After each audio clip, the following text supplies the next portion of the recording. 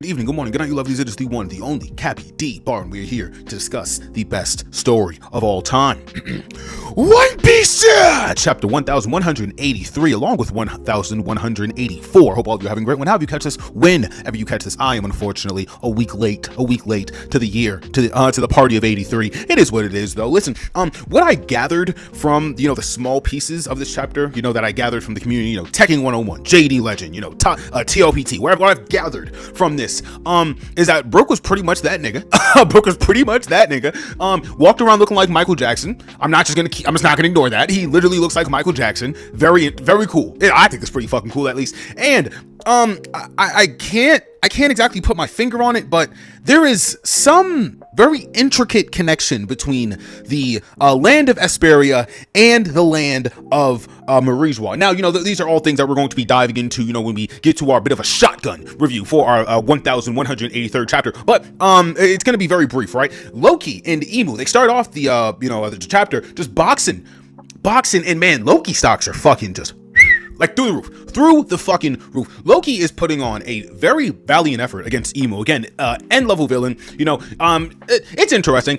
You can make an argument. I think you can make an argument, and I think we should put a pin in this, that Emu showing here with Loki, somebody that Luffy shows no fear against, right? So we're gonna do a little bit of simple power scaling. Luffy shows no fear against Loki. No fear at all. He thinks he could box with him 7 days out the week, twice on Sunday, right? Emu is semi-struggling with Loki. Semi-struggling. Now you can think of that what you want. But not only is that Emu scaling, right? I mean, not only is that Loki scaling, but there's also Emu scaling, because now we have to imagine, all right, so if Luffy and Emu throw the fair ones and it's no, gimmick timeout, if it's no gimmick stamina build or whatever, right? And they just start boxing, on terms of power level, Luffy should have the upper hand for at least one or three chapters, based on how Loki's, performance is right now compared to what Luffy said he's prepared to do if shit was to go. Like, you have to start taking shit like that into accountability, right? Toon Force is insanely broken. I don't know what Emu's energy demon circle thing omens. I don't know what that does to somebody of Luffy. Like with the rubber fruit, with the Nika fruit, Gear 5. We can go on and on and on. Conqueror's Hockey, King's coding. Like, there was a lot of things in Luffy's bag, right? It kind of puzzles me, though, because we see that Emu, he does reference Loki, he does reference Straw Hat Luffy, and he says that you can never be my servants, because basically you guys are just you guys are cursed. You guys are cursed with free will. He doesn't say that exactly, but that's practically what he says, right? The mark of D has let you down a path that I cannot control you now. Essentially, what he's trying to say. And in this, quickly before this, he says, I'll have to get rid of you and Straw Hat, just like I did with Dozon. And I did some Googling. I have no fucking idea who Dozon is. Zero clue. Be honest with y'all, if you have no fucking idea who Dozon is. But it's possible. Maybe Dozon was like the Sanji for Joy Boy? Maybe. Hey, we don't know. I looked it up. I don't think it means anything. I can try to, come back to that, but I'm not sure it means anything. I'm pretty sure it's just like a, you know what I mean? I think it's just like a name that, it's probably going to mean a lot later. But as of right now, doesn't exactly mean a lot. We leave off with Emu and Loki clashing, and we flash over to the village with the children and, Chopper, the new warrior giant pirates, the Zaza Dream Demon. A lot of shit happening, right? Killingham, as the kidnapping is happening, he's a little upset because, we only got 10 kids, boo-hoo. But, because you only got 7 kids, boo-hoo. But, he does say that, this is gonna just have to do for the Marijwa files, all right? We gotta round up all these little niggas and just bring them to this weird little island. Hey, I don't know what Killingham, don't know what the rest of these niggas got in mind. Want to remind all of y'all, it's exactly what they try to do during Punk Hazard. I will not let that go. We see that Sanji enters the picture. That's probably gonna be a cool little face off. Yeah, but the new warrior giant pirates are rising up from their injuries, saying, nah, fuck that, nephew, fuck that. That's practically what they're saying, which is understandable. The kids are in danger. We see Colin. I think we see that girl with like the weird braids. I kind of forget her name. We see the chubby kid. He also gets picked up. There's a lot of people. But children. But I mean, it is a good amount of children. It's not like, it's one for the sake of many or anything. No, it's like half of a classroom right there that kind of just got kidnapped. So something has to be done. Don't know what exactly, but Sanji is here to figure it out, isn't he? That should be interesting. We flash over to Gonko. We see that Gonko, despite the massive explosion let off by Emu, is still encased in ice. Pretty fucking cold. That wasn't a pun and that wasn't intentional. I don't know what Loki's full extent is with that ice squirrel, but thinking about it, ability's kind of cracked. End game villain setting off a fucking nuke in your direction and you don't budge. That's some pretty strong ice. That's some pretty strong ice. That sounds like some black ice, brother. That's what that sound like. That sound like ice that's tired of the man. Ice that's tired of the ice that's tired of the force. Ice that's tired of the pigs breathing down our neck. That's what this is. This is some real strong black ice. This is some Black Panther ice. That's what this is. Listen, I don't know what the fuck is up with this block, man, but it will not budge. It will not move. And we see Brook and Usopp. They're laid out, and Usopp just has a couple of questions. You know, he's curious as why Brook was so eager to talk to her. You know, he also wants to know like what pulled him, and you know what kind of convinced him that he knew this person so much. And Brook says, you know, everyone's gonna call him crazy, but he swears he recognizes her, and everyone calls him crazy. No surprise, right? Says that he's out of his mind, even though he doesn't have one. Yo ho ho ho ho. And you know, basically he says that, hey, this person, if it is who I think it is, it has to be at least like 77 years old. Jinbei laments, you know, he says, hey, you know, I'm not trying to be like an asshole, but we have to know if this is an enemy or not. Like, we have to be able to make this decision now, because our lives are in danger if we do not come to a swift conclusion. And Brook basically says, man, like, there's like 3 identities I'm looking at. You know, it's this person, it's the person who freed us, because they did free us. Brook reflects on that. And then it's the person from so many years ago. When we go all the way back to Brook's flashback, Brook's flashback is on an island called Asperia. It is a land of music and where instrument studios line the streets. All right, he said that he you know, it said that he'd wake up every morning singing at the top of his lungs to the displeasure of everyone, which I thought was pretty funny. Somebody shouted, please get a gun. I was literally in knots for like 3 seconds. It's really fucking funny. He talks about you know, the queen of Asperia, the mother of Shuri, Princess Shuri, Gunko, right? Like, we're getting this entire lineage here. Brook is the a member of the Royal Guards Corps, right, which is protecting this royal family, and within this royal family is Princess Shuri. We see Queen Cadell. We also meet King Levian. I believe we learn later that his name is King Levian, but for right now it's just bro, right? It's King Big Bro. And you know, every single morning, you know, he'd walk with Shuri to school, or you know, the academy, or whatever the fuck it was, right? Singing songs, humming along the way. He really looks like Michael Jackson. I can't stress that shit enough. He looks just like MJ, and I'm a big fan of it. I don't know if Oda caught the movie, but I mean, hey, Oda, if you caught the movie, maybe write a nice little CBS, maybe write a nice little note about it, huh? Because hey, trust me, Oda, if anyone's reading your fucking chapter notes, I am. I'm going to talk about this for 2 seconds. I think all of us should be reading those chapter notes. Yes, sometimes they're bullshit, but sometimes he'll say something like, I wonder what Zoro would do in a situation against Emu. We'll save that for another day. He'll say shit like that sometimes. Like, y'all need to pay attention to them fucking chapter notes, bro. No chapter note for this chapter. I would have mentioned, I would have talked about it. But, yeah, I don't know what's going on with this whole MJ, this whole MJ likeness thing. I like it, though. I'm not mad. It is interesting. He literally has, like, he has, like, the you know, the shoulder pads and, you know, the little jacket. He has the big afro, the slim-ish nose, the fair skin. Looks just like MJ. It's kind of creepy, honestly. It's kind of creepy. You know, and we hear, you know, just rumblings around the town that the crew and, you know, the members of the Guards Corps, the new members, they want to learn from the captain, all right? And not just this guy in front of him, this fucking Joe Smo jabroni, right? No, they want to learn from this captain who has the swift slash attack. And we, you know, we swiftly move on. Again, that wasn't I'm not doing this intentionally, Chad. I promise I'm not. Shuri insists, you know, that, you know, one day she'll grow up to marry Brook, you know, due to his kindness and his strong nature and his, honestly, just very nurturing attitude that he has towards young Princess Shuri. And the King of Espero, you know, he doesn't take very kindly to this, on the verge of tears, saying that that's normally something that you say to your father. Brook, you know, denies this 5-year-old's hand in marriage, obviously, to say that he only has heart, that he only has eyes for one person, and that is Queen Cadell. We learn, and I thought that this was like a fucking, like a blood family, because that would have been terrible, but we learned that Brook is simping for his boss's queen, but his boss is more of his brother, because he has to keep telling himself to not call him bro, because he's a king. So it's like you're simping for your bro's girl. You know what this kind of feels like? This kind of feels like Roger and Rayleigh, doesn't it? Feels a little bit like Roger and Rayleigh. Hey, Brooke, I'm not a fan of that, my nigga. Hey, Brooke, don't ever try to come for my sweet lady, ever. All right, hands, feet, and elbows. All right, I might break the femur. All right, even though that's all you have. Yo ho ho ho ho. I'll keep doing that joke. Okay, I'm gonna keep doing the bone jokes. These are book chapters. We're gonna keep doing them. We quickly learn about the Maroon Raiders. The Maroon Raiders, they've landed on town, and they are causing a bit of trouble. It says that they're racing towards the Opera House to capture Queen Candel. Again, this very beautiful, very beloved lady by the entire island. Brooke is enamored by her, and the entire reason that these raiders, these gangsters are here is to kidnap her for his for their mob boss. Again, kind of resembles Shaggy just a little bit. All right, whatever. I'll keep progressing this. We're gonna keep progressing through the chapter. Brooke kind of reflects on it like briefly. He's like, yeah, no, I did run into them at the port, didn't I? That's interesting. That's so, because Brooke's talking about it like, yeah, last Tuesday I had waffles. I had, like, he's saying like it was just another like another second in the day, right? It's crazy because of what we learn later, but his attitude right now is just so casual. It's insane, right? It's fucking insane.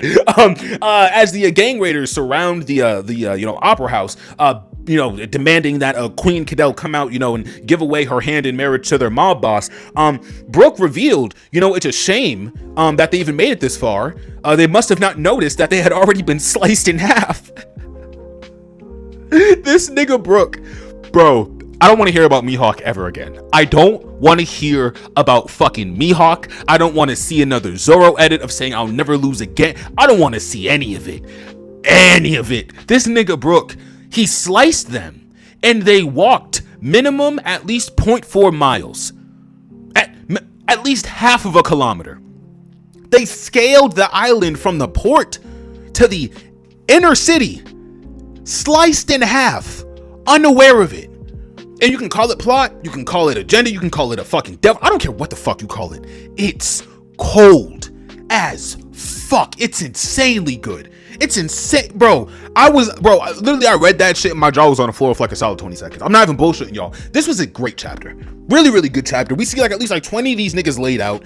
Bro, this is an insane feat. It's a crazy feat. We end this chapter off with Brooke playing some music, and we learn. Also, I'll touch on this briefly. Nobody likes Brooke's music. I'm saying this, and I love all the songs. I'm singing them in a very Michael-esque tune, right? Like, I'm having fun with this chapter. I personally believe, being that we all enjoy Brooke's music so much as a fan base, and quote unquote as Knock'em as Straw Hats, right? That the music's good. Everyone in this town despises Brooke's music, right? So he's playing a small little tune for Shuri. They're kind of doing their own thing, and we learn that the two most famous people on the island of Asperia is a fierce warrior queen of the name of Cadell, who looks a lot like Shanks or Shamrock or maybe Zoro. A lot of things we're going to talk about there in a second. And the fierce captain of the guards corps, Captain Humming Brook. So insane. Great chapter. Now, again, I am kind of speed railing that chapter just so we can kind of barrel roll into our 1184th chapter. A lot of addition to this little One Piece book, huh? This little unknown underground manga called One Piece. We see that Shuri has matured at least 7 years or so. I might be confusing this with something else in the story. She is 14 years of age right now. She is a swordswoman, a very strong, very capable swordswoman. And she is fending off her suitors, to see who is the strongest competitor. She only wants somebody of the ilk of a Brooke, very strong, very musically inclined, preferably an afro, can hit a moonwalk on a dime's notice. Simple things. Despite Shuri's constant eagerness, Brooke makes it abundantly clear, all right, that he doesn't really see her that way. I don't think he will ever see her that way, because again, Brooke has a bit of a fucking brain. For now, Gunko, again, at this time, Princess Shuri, throws a shoe at him, for trying to gather some panties in the streets. Mind you, this is like 100 or so years ago, so No, 70 years ago. My apologies, chat. So if you round up, it's 100 years ago. It's like 70 years ago. This nigga Brooke has been a creep forever. For fucking ever. Horrible. Just horrible. As Shori and Brooke, are lounging throughout the city, just taking a walk into, embracing everything that they come across. The luscious trees, listening to the music in the streets, perhaps eating a croissant or a baguette, right? I think this place is probably going to be like our closest simile to France we're going to get in One Piece. So let's just make this, a France thing. Or maybe Brooke's Haitian. Maybe. Would Brooke speak Haitian Creole? These are questions I think I'll need answering. I'll need answering soon in some of these questions. Yeah, but he sings a song about bones being the only thing that's left behind during death. It is a very bleak song. It kind of reminds me a bit of like Bink Sake, where like the message itself is like kind of sad. It's kind of sad, but the tone, and again, if you do take this as like a Michael Jackson kind of But if you do kind of take this as like a Michael Jackson kind of like character, if you would, the most respectful way possible, of course, you kind of throw a little Michael tune on it. It's pretty upbeat song. It's catchy, like a bones is the only thing that's left behind, something like that. I don't really know. We get a further flashback on Brooke. After he acknowledges, that the king is the only reason that his bones weren't all left behind, and we see that Brooke was a child of poverty. He lived in the slums of Espered Kingdom.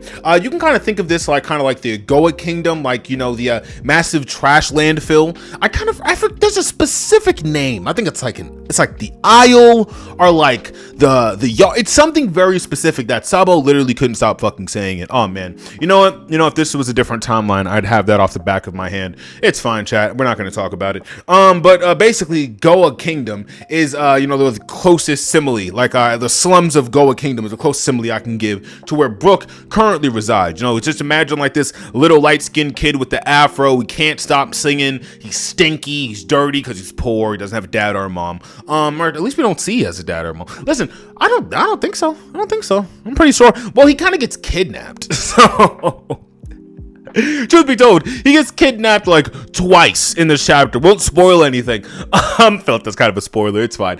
But there's like no parental like concern, like, hey, have you seen a little light-skinned kid that won't shut up? My son's been gone for 2 days. Nothing like that. Whatever though. Very big Michael Jackson vibes though. Can't deny that.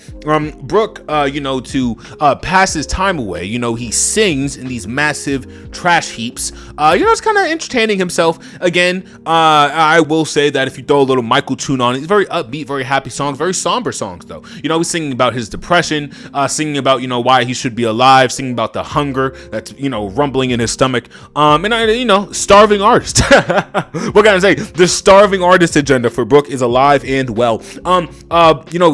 Eventually he comes across Prince, soon to be King Luvian. Right now he's just calling him Big Bro, and Brooke, he spends a lot of time with Luvian, just chatting about singing. Luvian comments on Brooke's very funny, unique laugh, which I think is just pretty cool. About sometime somebody comment on these fucking laughs. They're all pretty ridiculous. This nigga Prince, bro, probably have a fucking attack. Oh man, Prince Luvian. It's kind of a spoiler for later. It's fine. Long story short, you guys already know that this guy's royalty, so it's not too big of a spoiler. As he was the king in the last chapter, he's the prince in this chapter. Prince and the little Afro nigga who can't stop singing and dancing. MJ and Prince? Am I slow? Guys, am I on to something? Am I on to something, chat? Whatever. Okay, we're gonna try to get through this chapter as much as we can without derailing ourselves, right? The James Brown concert. Oh my gosh. Okay. So, oh man, that's terrible. I shouldn't have did that. Cause now, I raised literally on the James Brown concert. Brooke says to Prince Luvian, right, that basically, he cooks up frogs and like little grasshoppers and shit and curry powder that he steals from the Navy ship. Never too much, only like a little bit. Because if you drown anything out in curry, eventually it's just gonna taste like curry. Based, based as fuck from Little Brooke. Hey, what can I say? Scientifically correct on all accounts. The the part that I really like, that I think some people are kind of not exactly giving enough credit, is the ability of food to be a just oh man. And I don't want to like harp on this too long, because I don't want this video to be like too long, right? Because it's already 2 chapters. But when we first see Sanji, when we like our first couple of chapters of Sanji, he feeds some guy, like he feeds somebody who is he's not liked, he's not welcome, he's a bit of a danger, a bit of a casualty, like he's a bit of a danger, he's prone to probably cause a casualty if the wrong company comes around. But Sanji says, I will never turn down somebody a plate of food, or something. I don't want to butcher the saying, right? Or the exact quote. And Brook, without even knowing this guy, he doesn't know if he's a kidnapper, or he doesn't know if he's a murderer, he doesn't know anything about this guy. He's just like, hey man, what's going on? You look like you've had better times. And we see that Prince Luvian is like reflecting on, this beautiful girl and these, these A1 prime rib cub, these prime rib cut steaks and all this other shit. And then he flashes back to the stew and he's like, man, what the fuck happened to my life? This is what he's telling himself, right? And in the moment, you're like, oh, like, what's this guy's story? What's going on? We have no idea about this guy, but we have more insight than Brook. And Brook's like, hey man, you need to eat. You look terrible. You look like shit, right? He hands them the food, and as Prince Luvian is reminiscing on the steaks and the beautiful women, the gold lined floors and all the other luxuries of being a prince. Brook says, man, you must be so excited to eat. You're on the verge of tears. Very funny. Oda's in his fucking comedic bag. I'm not gonna lie. From the somebody please get me a gun from the last chapter to, oh man, it's so good. Your body's convulsing. I haven't had that happen to me in 2 months. Brook didn't say that, I'm paraphrasing, but yo, these are a very funny couple of chapters. And we see that, Prince Luvian and Brook spend most of their time hanging out, fishing, playing music, and just kind of forming a very natural, organic bond. It's a bit of a sudden, it's a bit of a sudden switch when we cut to Brook, tied up, beaten up, kind of looking like Luffy. Well, remember when he got kidnapped by those mountain bandits, and Ace and Sabo had to come do something about it. I believe it was Ace and Sabo. Yeah, I believe it was Ace and Sabo. I'm going crazy. But basically, Brook's 7 years old. He's tied up. He's beat up. Apparently, the Marines accuse him of stealing a bit of that yayo. Apparently, they accuse him of stealing a bit of that Lindsay Lohan. They accuse him of stealing a bit of that Meryl Streep. Some of that Barbara Streisand. I'll stop. Okay. Some of that Christina Aguilera. Okay, last one. And basically, yeah, we're watching the Navy, a bunch of grown-ass men, at least 3+, just kick the shit out of the 7-year-old. Anime is gonna have a real field day with this one, aren't they? They're saying like, hey, we know you're the courier. That wasn't just normal powder you took, kid. Because, Brook is insisting that was just curry powder. They're out their fucking minds. They are out their fucking minds. It's a child they're beating up for. Even if this was yayo he was stealing, he's like 7. He's 7. You know what? I know some niggas are gonna hear that and disagree with it. Let's move on. Brook starts singing the song about Bones being the only thing that's left behind, in this really somber, sad moment. He doesn't have any powers. He doesn't have any fucking, he has no idea what to do in this situation. He tried to feed himself as a starving child and got the shit kicked out of him. Sounds like Palestine, honestly. It sounds like the Congo. This is really fucking unfortunate. It sounds like Haiti. It's really unfortunate. And then eventually, Big Bro and at this time, leader of the Royal Guard, Candle, they storm through, and at this time again, Candle is a very brave, very competent swordswoman, and they're all like, oh shit, man, okay, well I guess it was just curry powder he was talking about. The prince is here. And it's like, bro, if the 7-year-old has 13 knots on the fucking front of his face, he may be telling the truth. You can make the smallest assumption, he may be telling the truth, right? After a Big Bro and Candle kind of stand their ground, the Navy's like, yo, you don't want to wild out too much because we're with the Marines. And Big Bro's like, yo, fuck all that. Fuck all the fuck all the civilness. I'm about to start wilding. You niggas are garbage, right? And again, kidnapping a 7-year-old, beating him up over that, over that Billie Eilish. I don't really know if that's the best way to go about anything. Also, drug dealing in the Marines, drug dealing in the world government. Okay, sure. What the fuck ever. It might not even be that. It might be H. You know what? Let me stop talking. Shut the fuck up. Prince Luvian calls the Marine scum, and they end up banging out, right? And Brooke is inspired by Prince Luvian's sword skills. Eventually we learn his name, and that Prince at the time, soon to be Queen Candel, a leader of the Royal Guard, Candel, was looking all over for this nigga because he just escaped to go run around with Brooke for maybe 2 weeks or some shit, looking after this dirty little light-skinned kid who is terrible at singing, just canonically horrible at singing. And honestly, from the way Candel was moving and just how she's presented, I really, really, really think this is Shanks' mom. I could be wrong. Could be Zoro's mom. It could be Luffy's mom. I don't know what the fuck is going on here. Listen, what I do know for a fact is that she looks a lot like somebody, and I need to figure out who. She's also probably one of the better swordswomen that we've seen. Again, just feat-wise, she's doing her motherfucking thing. Chapter 1183 and 1184, very, very good chapters. I was left very satisfied from these chapters, and I think the break next week, there not being a break last week, so these 2 chapters could be a cute little 2-pack. I liked it. This is a 2-pack of dubs. And the good dubs, not the bad dubs. That was pretty much everything that your boy Cappy had for 1183 and 1184 One Piece. I'm very much looking forward to what this backstory concludes in. Really hope Brooke doesn't die, because backstories are backstories. Maybe this might be a Gunko backstory because your Gunko dies. I don't fucking know, Chad. I need to figure it out. And again, just with how everyone's dressed, there is some connection between them and the world government. Can't put my finger on it yet. But who knows? Maybe I'll snoop in the comments of a Tekken 101 video and I'll figure it out. All right. That was everything that your boy had, though. Hope all of you have a great one. However you catch this, whenever you catch this, and as I always say, all right, you all stay tuned, stay safe, stay beautiful. Peace.